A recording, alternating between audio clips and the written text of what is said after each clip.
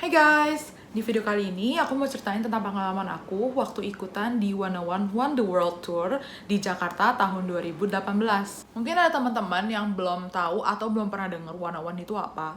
Jadi 101 itu adalah grup project yang dihasilkan dari Produce 101 Season 2 yang merupakan survival audition program dari Mnet.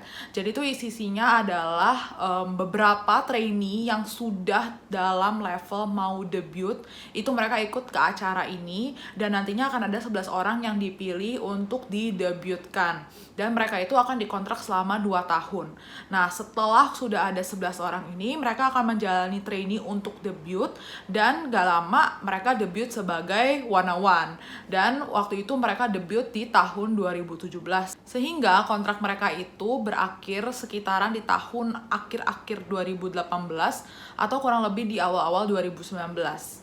Jadi sebenarnya wajar kalau mungkin teman-teman yang baru masuk di dunia K-pop ada yang nggak pernah dengar 101 itu apa, karena ya memang grupnya itu sudah tidak ada dan member-membernya itu mereka sudah bersolo activity sendiri atau mereka sudah debut di grup dari masing-masing agensinya mereka. Sebenarnya aku nggak pernah benar-benar ngikutin sih dari si program Produce 101 ini, baik dari season yang pertama ataupun yang kedua.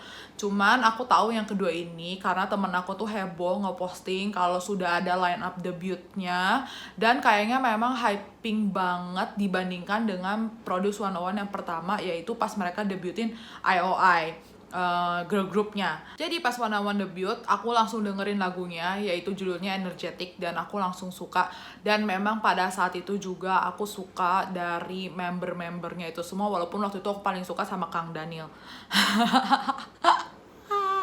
Aku paling suka sama Kang Daniel, tapi aku juga ngeliatin member-membernya itu, menurut aku their stage presence untuk yang baru debut itu juga udah luar biasa.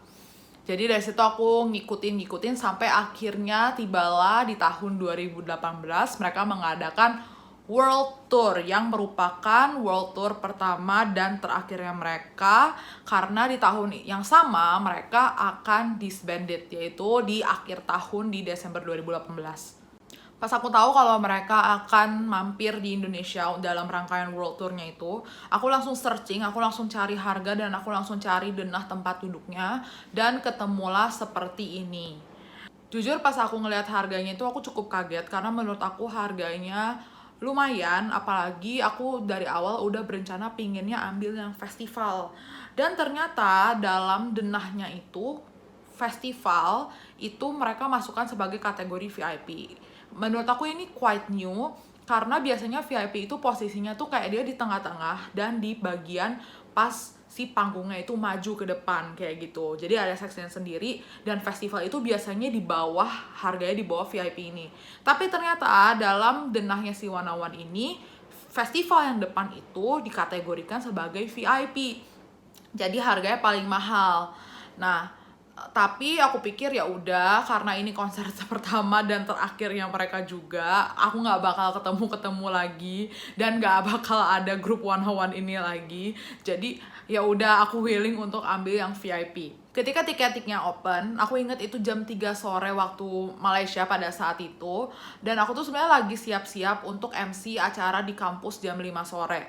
Jadi pada saat itu tuh aku sambil make up, aku sambil nge-refresh terus. Aku tuh udah standby sebenarnya dari jam setengah 3. Jadi pas udah mendekati jam 3 tuh aku refresh karena takut kehabisan tiketnya. Dan pada akhirnya memang pas aku masuk websitenya itu, entah kenapa tulisannya tuh udah kayak sold out. Kadang beberapa kali juga websitenya error jadi nggak bisa masuk, tapi mostly ada yang sold out. Tapi aku rasa kayaknya nggak mungkin secepat itu sold out. Dan akhirnya tuh aku sampai telepon 3 orang temen aku minta tolong mereka untuk login ke sini, ke websitenya, dan tolong siapapun yang bisa masuk itu langsung kabarin, karena aku bakal langsung ke unitnya dia untuk oke, sini gue yang langsung beli di tempat lo. Tapi pada akhirnya nggak ada yang bisa tembus juga, dan jam 4 itu aku udah harus ke kampus. Itu bahkan tuh sebenarnya pas masih perjalanan tuh aku masih refresh di HP, tapi kayak tetep nggak bisa tembus. Bahkan pas lagi di tengah-tengah acara, pas aku lagi break tugas nge-MC-nya, aku tuh masih rajin nge-refresh juga. tetap nggak tembus, tetap aku nggak bisa dapet tiketnya, sampai baru dapet tiketnya itu di sekitar jam setengah 10 malam kayaknya, pas abis makan malam. Jadi waktu itu abis makan malam lagi kita siap-siap mau balik, aku sama teman-teman, tiba-tiba aku bisa tembus dan aku langsung beli tiketnya di tempat. Dan wah, itu aku inget banget, kayak semua teman aku tuh kayak, gue dapet tiketnya gitu. Kayak abis itu lega banget. Dan tugas yang berikutnya adalah mencari light sticknya Wanna One. Singkat cerita, akhirnya aku menemukan penjual light stick Wanna One, aku beli, dikirim ke tempat aku, dan light stick itu aku bawa ke Jakarta. Nah, mendekati hari konsernya itu, IO-nya itu kan ngeluarin pengumuman-pengumuman kayak rules and regulations, dan juga sebenarnya yang VIP itu dapat benefit untuk rehearsal dan send off. Jadi untuk beberapa yang terpilih secara random bisa mendapatkan kesempatan untuk nonton rehearsalnya dan mengikuti send off-nya. Nah, ya pokoknya singkat cerita aku nggak mendapatkan keduanya, aku tidak beruntung, tidak mendapatkan keduanya. Tapi untuk rules and regulations itu ada satu yang di-highlight dan sebenarnya menyebabkan lumayan kehebohan, yaitu adalah no photography or videography allowed. Sebenarnya untuk peraturan no photography or videography allowed itu normal banget di konser K-pop. Tapi biasanya itu restricted hanya untuk kamera profesional. Jadi kalau misalnya kamera handphone tuh masih gak masalah. Tapi untuk konser Wanna One ini, even dari kamera handphone itu gak boleh. Jadi itu yang quite cause a stir dari kita-kita yang nonton. Karena kayak, wow, itu harga tiketnya itu udah lumayan, terus kita gak boleh ada kenang-kenangan sama sekali gitu. Tapi ada juga yang pro, karena memang kebiasaannya kalau misalnya nanti udah ngerekam itu mengangkatnya tuh tinggi-tinggi gitu loh, ngangkatnya tinggi-tinggi, jadi akan nutupin orang-orang belakangnya yang lagi mau enjoy nonton gitu. Jadi sebenarnya ada sedikit pro kontranya gitulah. Nah, tapi aku karena udah pernah beberapa kali nonton konser K-pop yang di Jakarta itu, biasanya peraturan itu tuh kayak rada nggak berlaku.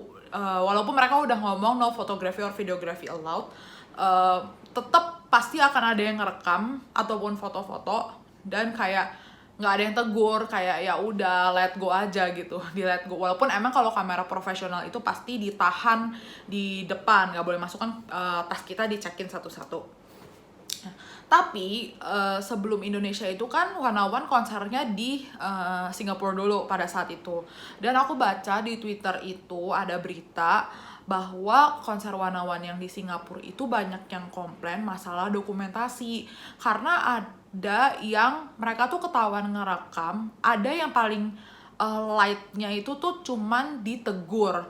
Tapi ada juga tuh yang sampai kayak ditarik dari crowd, terus diminta rekamannya itu dihapus, dan wristbandnya tuh langsung diputusin di tempat gitu loh. Jadi basically dia nggak bisa masuk lagi, katanya seketat itu security-nya. Jadi sebenarnya aku rada was-was juga sih kalau misalnya nanti di Indonesia akan se-strict itu apa enggak gitu. Pas hari acara itu aku datang sekitar jam 1 siang, itu aku udah sampai di ICE karena aku nggak mau terlalu terburu-buru untuk nanti tukerin tiketnya. Kalau misalnya datangnya sore kan kita harus tuker wristband, dan karena aku ambilnya tuh di VIP, sebenarnya menurut aku kayak kids-nya tuh keren karena kayak selain dapet wristband, aku tuh juga dapet si lanyard tulisan VIP, so I feel a little bit kayak special gitu, kayak padahal sebenarnya ya aku juga VIP bersama entah berapa ribu orang lainnya. Jadi selama nunggu konsernya itu dari jam 1 siang itu kan banyak jadwal-jadwal lainnya. Jadi kayak yang jadwal untuk yang mau ngelihat rehearsal, mereka itu kan diwajibkan ngumpul di depan hall sekian, nanti akan dibawa masuk itu semua HP, nggak boleh dikeluarin, nggak boleh bawa alat perekam dalam bentuk apapun. Ya sisanya kita yang lain ya udah nikmatin waiting hall aja. Kalau aku biasa pasti makan siang, snack-snack biasanya tuh ada juga yang sponsor-sponsor yang ngadain aktivitas di dalam situ. Jadi ya udah kayak nontonin aja gitu, nunggu santai-santai.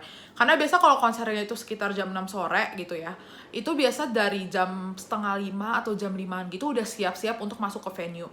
Apalagi kalau misalnya yang festival itu kayak aku, itu kan kita semua dapat queuing number, dan itu bakal diurutin dulu nih di waiting hall, dipastiin kalau kita semua itu berbaris sesuai dengan urutan masuknya, biar nantinya nggak chaos, nggak berantakan gitu.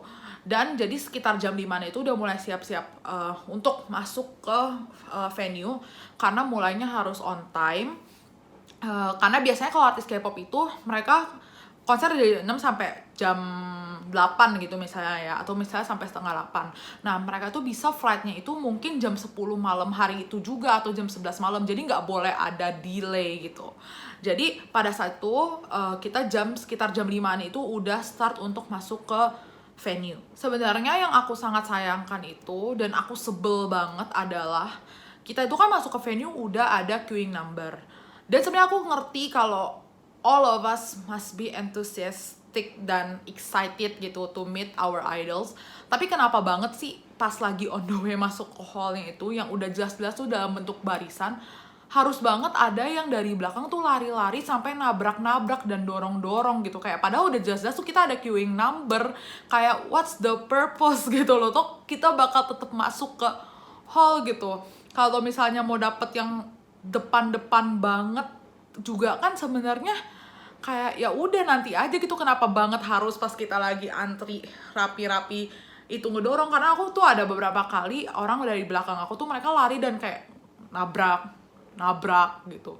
Dan kayak sebenarnya aku tuh nomornya tuh nggak terlalu di depan, apalagi orang-orang di belakang aku. Jadi kayak pas masuk aja tuh setengah dari, kayaknya nggak setengah lah, sepertiga dari area aku tuh udah penuh, dan yang penuh itu semuanya numpuk di deket si pagar pembatas dari panggung gitu. Dan aku tuh kayak ngelihat dari belakang aja udah sesek banget gitu, terus nggak bisa ngebayangin kalau bener-bener aku tuh di dalam crowdnya itu. Jadi aku memutuskan tuh aku bakal di belakang, di deket stage extensionnya di mereka itu. Dan sebenarnya dari tempat aku berdiri itu, aku tuh bisa ngeliat orang-orang yang ada di festival yang di belakangnya aku gitu. Dan itu tuh mereka yang deket si pagernya itu tuh benar-benar udah kedorong-dorong banget. Bahkan tuh dari awal, sebelum mulai pun suasananya udah nggak kondusif.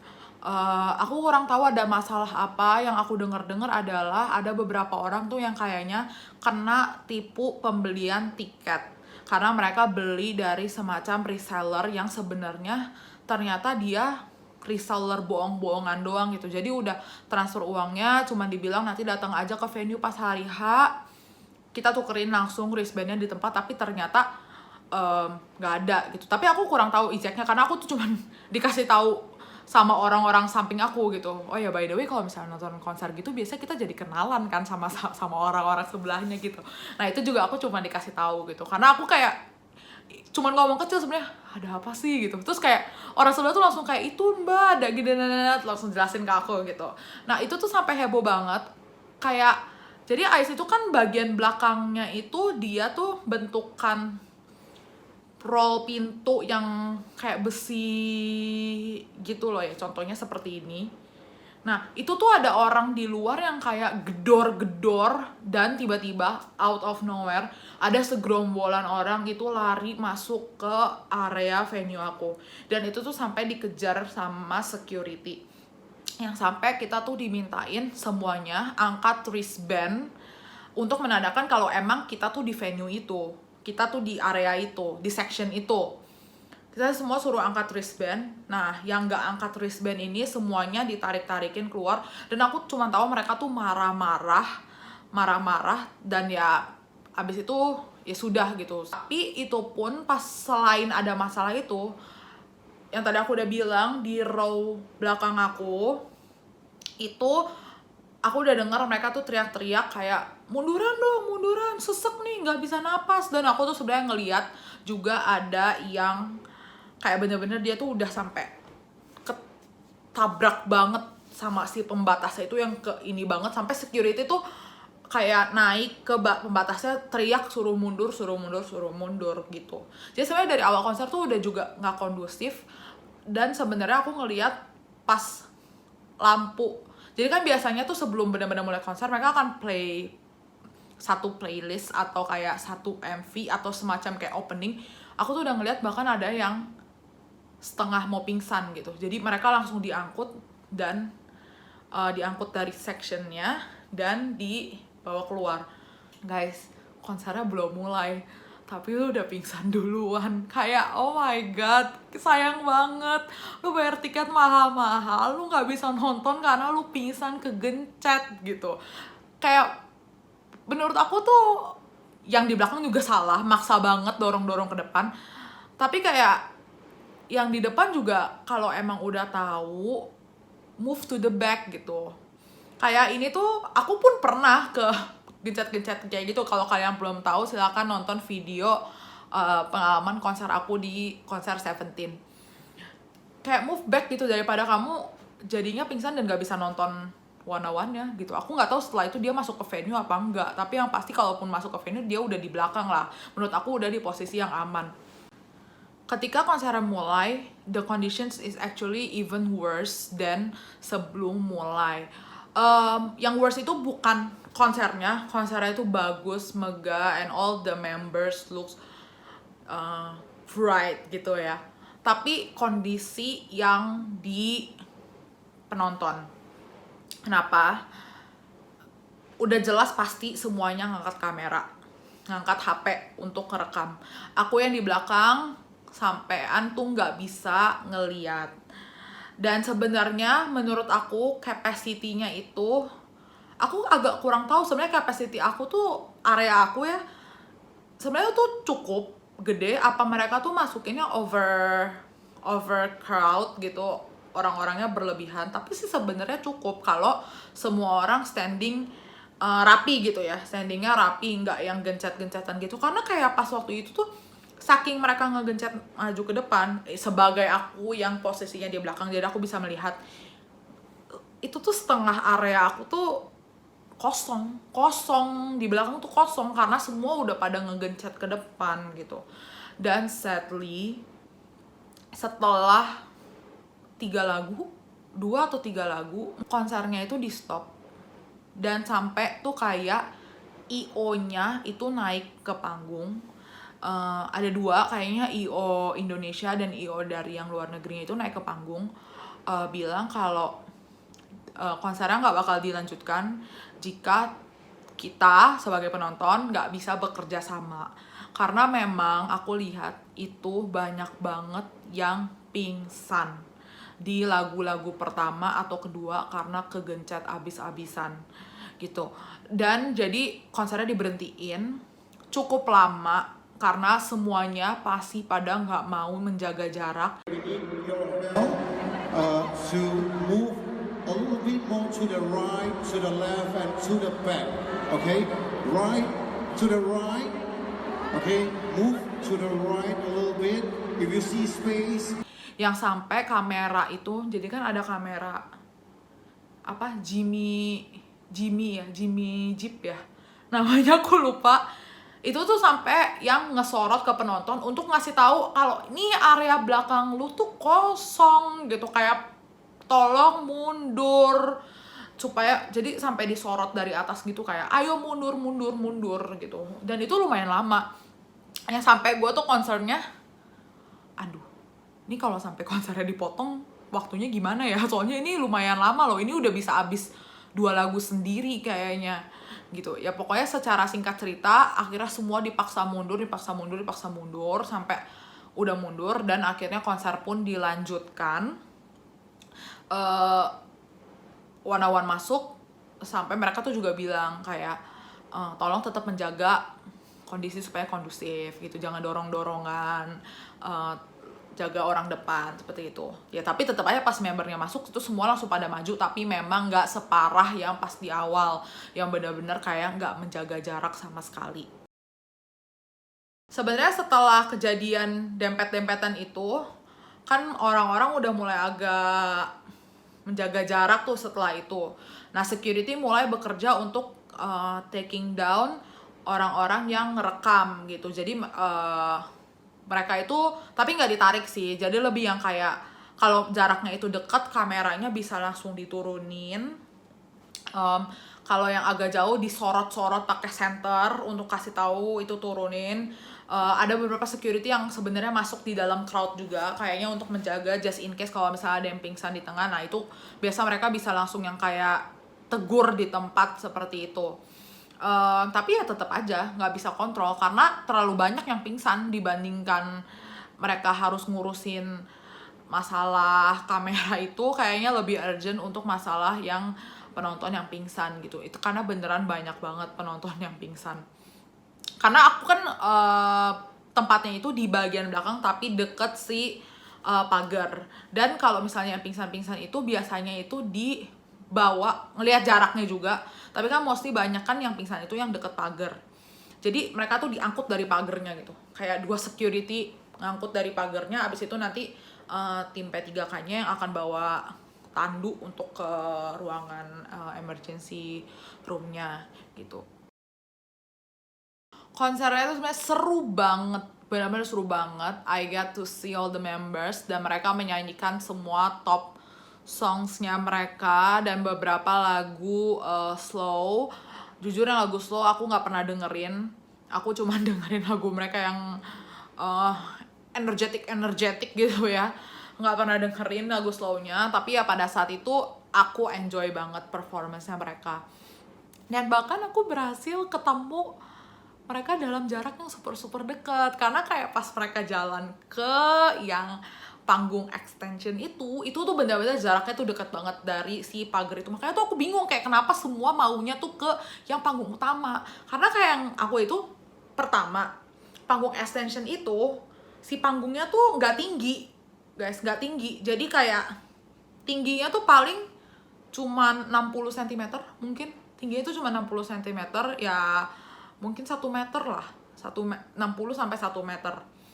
Nah, terus kayak jaraknya tuh super dekat kalau antara panggung sama si pagar. Tengah-tengahnya itu ya jarak satu orang berdiri lah gitu. Deket banget kayak yang sampai kamera aku tuh nggak perlu ngezoom buat ngelihat mereka gitu. Makanya aku tuh nggak ngerti kenapa semua pada maunya di sana. Tapi ya mungkin karena kan kebanyakan performance itu kan mereka pastinya di panggung utama, jadi mungkin ya supaya melihat lebih dekat lagi gitu.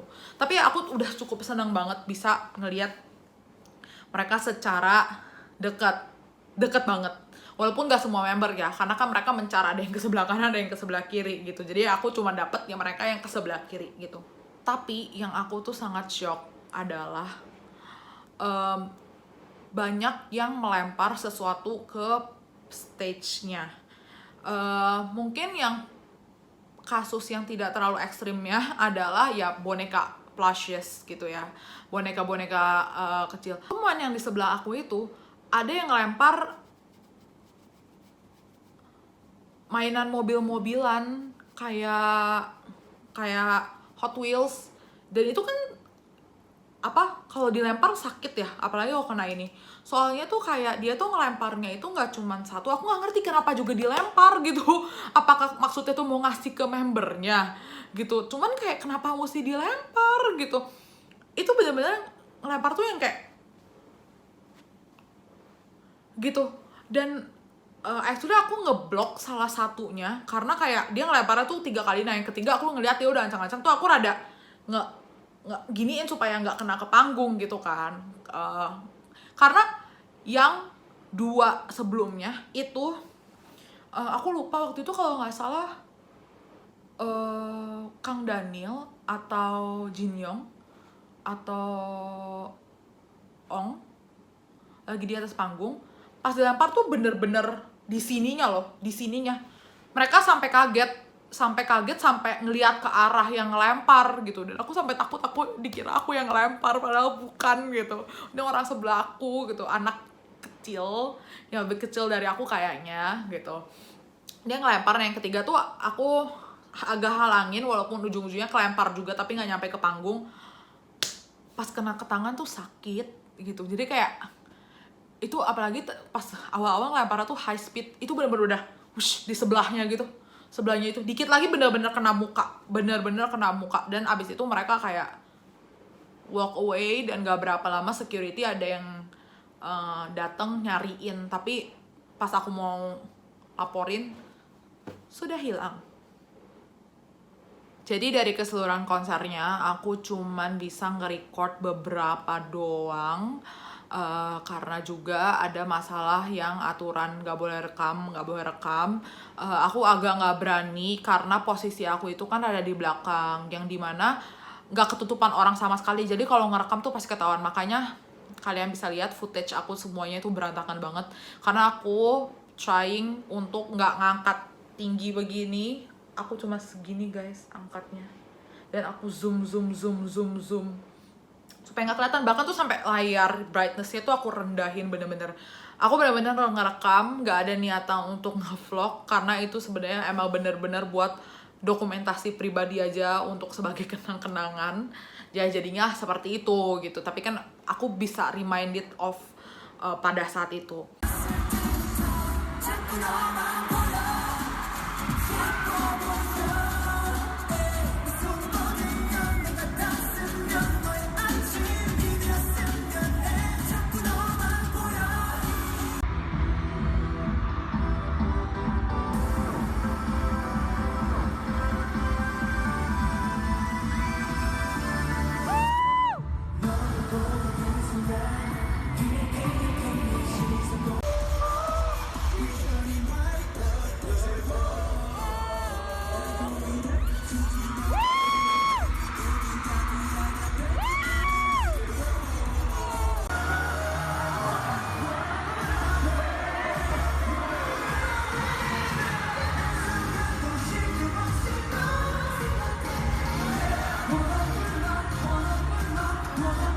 Aku nggak ikut encore stage-nya mereka, karena aku udah ngebayangin dengan segitu banyaknya orang yang baru akan bubaran setelah encore stage itu bakal hektik banget. Jadi aku langsung pas mereka mau encore, aku langsung call yang jemput aku langsung keluar. Aku bilang aku langsung minta tolong jemput sekarang, karena aku nggak mau keluar barengan dengan yang lainnya. Jadi aku let go encore stage-nya. Thank you for watching. That's all for today concert experience sharing. If you like this content, don't forget to give a like and subscribe my channel below. If you got any questions, you can leave it on the comment sections below and I will try to answer it. See you on the next concert experience sharing. Bye bye.